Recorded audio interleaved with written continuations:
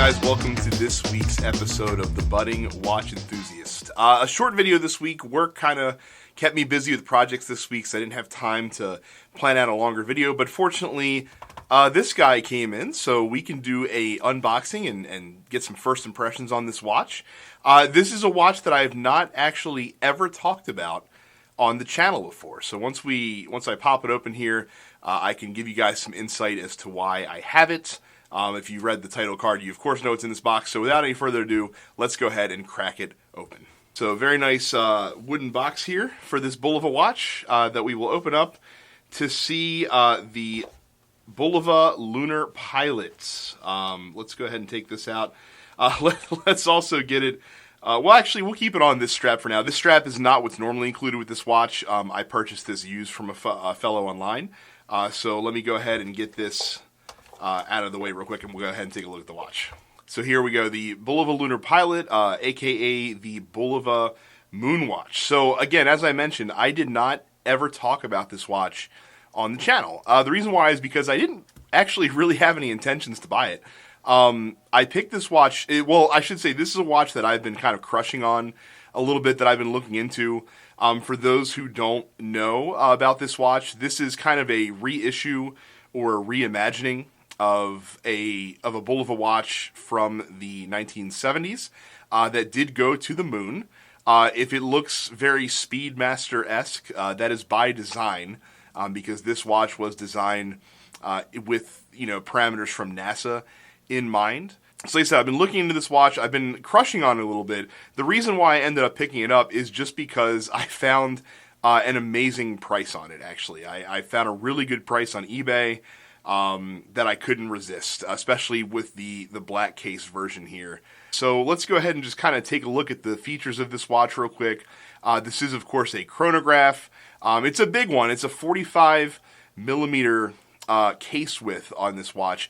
Now, one of the reasons that I picked the black one, because they also have a stainless steel version for this watch as well, that isn't PVD coated, is because from reading reviews and hearing people talk about this watch, the black version is actually, at least appears slimmer on the wrist. I don't mind a 45 millimeter case, but I do, that's pushing the boundaries for me a little bit.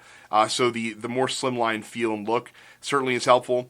It has the older style Bulova script logo on it, and forgive the little bit of condensation on the front of the dial, and it's not inside the dial, just because I did just pull this in from outside just not too long ago.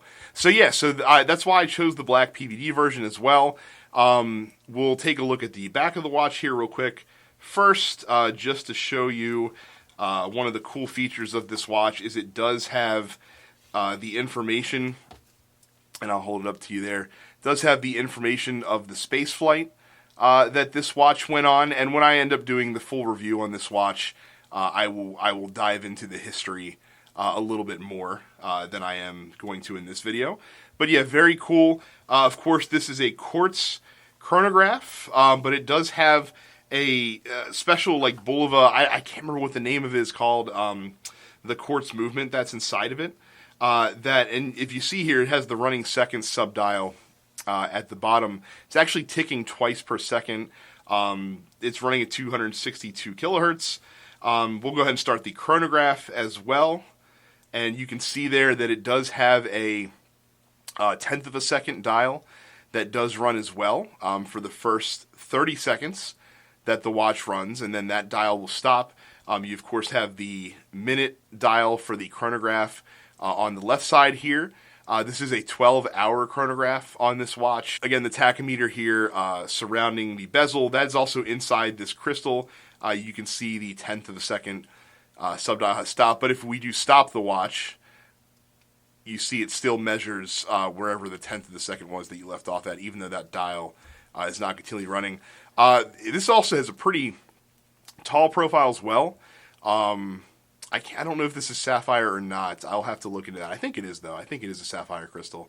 But it sits pretty tall above this bezel, which is nicely in here with the case. So yeah, first impressions, watch looks really cool. I expect it to. We'll go ahead and reset that chronograph as well. But yeah, like I said, first impressions, really cool looking watch. Oh, I should probably bring in the strap for this watch as well. So it comes, the black version specifically comes with a two-piece leather strap that still has the bottom pass-through that you might normally see on a NATO strap. So obviously you affix the strap to the watch, but then run this part through the bottom of the strap. So you get kind of a NATO-ish effect, even though it's a two-piece strap. I can't say that I've ever seen that before in a watch, so that's kind of interesting. That's one of the other reasons that I went with the black version as well. The steel version comes either with a bracelet with a completely opposite finish from the rest of the watch, or the newer versions, I believe, come with a carbon fiber strap, if I'm not mistaken. And so for some reason I like this leather strap more. Not that I think this watch is going to be spending a lot of time on the leather strap. I have a feeling that I'm going to be just running this with NATO straps and the like as well. And before we go, I did want to go ahead and give you guys a shot of this Bulova Lunar Pilot on my 8-inch wrist. Again, 45 millimeters is not a bad size for me, though if you are of the more slender wristed variety, this might be a little overpowering. It's proportioned pretty well, though, I will say. Obviously chronograph's going to be taller anyway, so having the larger size definitely helps balance out that height a little bit. I think it looks pretty good on here, for sure. And I did go ahead before I did this and put it on the actual proper black leather strap so you guys can see what this strap looks like as well. The strap quality is okay. Like I said, upon first glance, again, this is going to end up on a NATO strap for me sooner rather than later. So I'm sure you'll be seeing it on there when I decide to do the review. So yeah, very cool first impressions. Again, I really do dig the look of the watch. It is very Speedmaster-esque, of course, which really, you could just say is NASA-esque because, again, if you know the history of the watch, it was designed with specific qualifications from NASA in mind. So yeah, I will spend some time with this watch. I will give you guys a full review for this watch. Eventually, we have a lot of watches to review right now. I just realized we actually have a couple watches in that we need to get to between the Ocean Crawler and the Manta Sky Quest and all this jazz. So add another one to the pile, the Bulova Lunar Pilot. Looking forward to spending some time with this watch. And yeah, should be a lot of fun. So folks, that is it for this very short video this week. Thank you so much for watching.